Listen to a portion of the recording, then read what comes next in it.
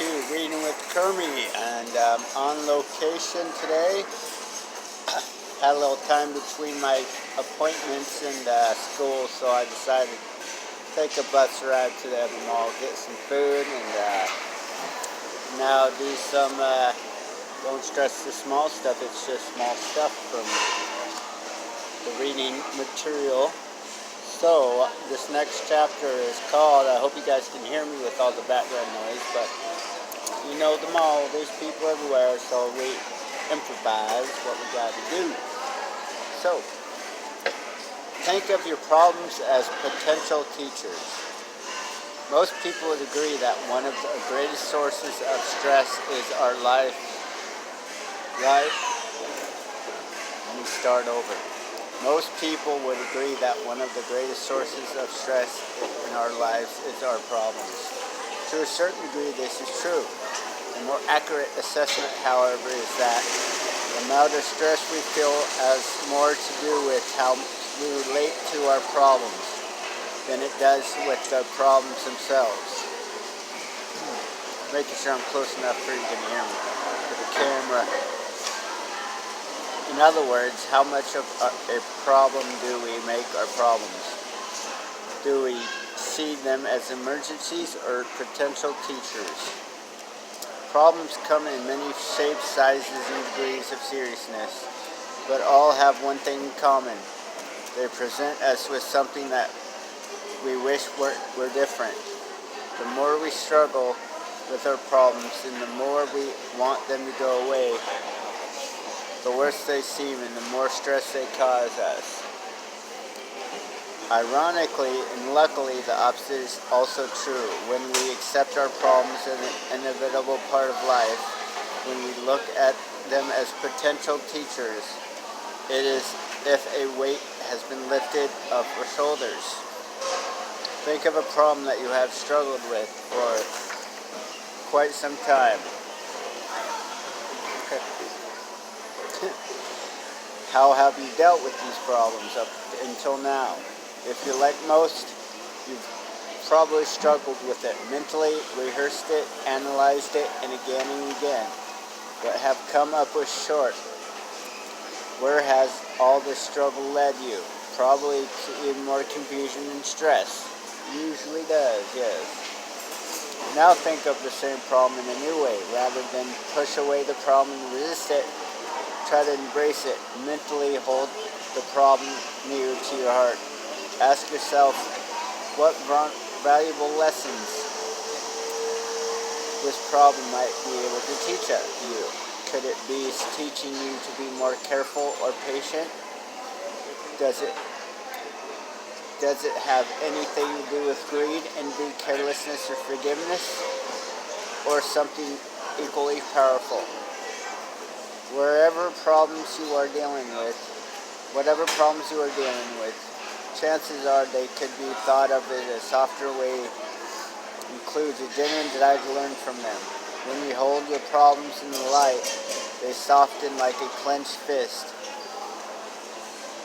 Like a clenched fist. When we hold your problems in the light, they soften like a clenched fist is opening. I almost lost my place there. Give this strategy a try, and I think you'll agree that most problems aren't the emergencies we think they are. And usually once we learn that we need to learn, they begin to go away.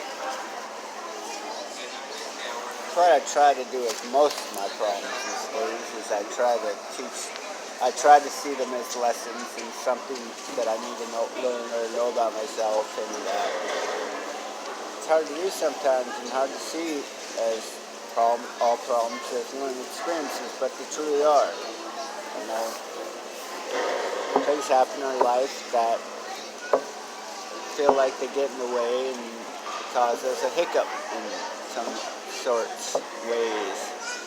But what was I going to say? Brain fart.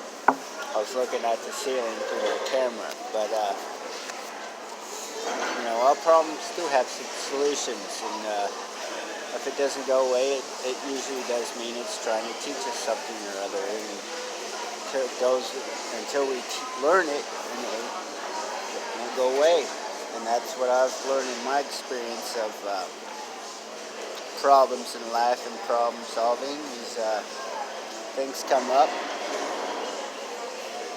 we get through them, and you learn from them. Usually we're stronger. And that's how it usually is. And problems don't go away. We tend to walk away or go to the next problem. But I think it all can be a life lesson for every problem we come across. But, I was recently struggling and having problems in the classroom, not with math, but with other people. I sit next to this disabled gal in English, and she can be very distracting in class. And she always comes to me and asks me questions, asks for help or whatnot, asks me to interpret for her. And at first, I was really annoyed by this person, but then I had to see what is all this trying to teach me. Sometimes I don't get that answer, but a lot of times I did.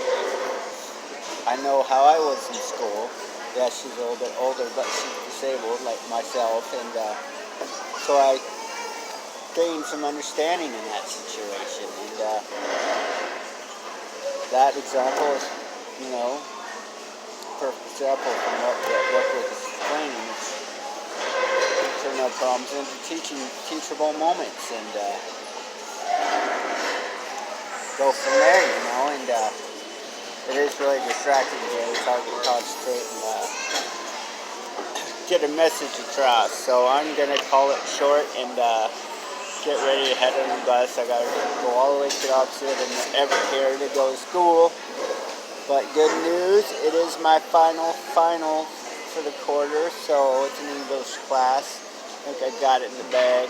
Pretty simple. So I'll be taking that tonight and having a little break. So that problem will be out of the way. Actually, it wasn't a problem. It was both classes were more of a learning experience. I can see them as problems and distractions, but I'm learning all the way through. So that's what I got out of it, and I hope you guys got something out of that reading. And on location at the Everett Mall after my break. So my break's just about over. I'm going to finish eating what I have here and sip some caffeine. You guys have a great night, and peace be with you all.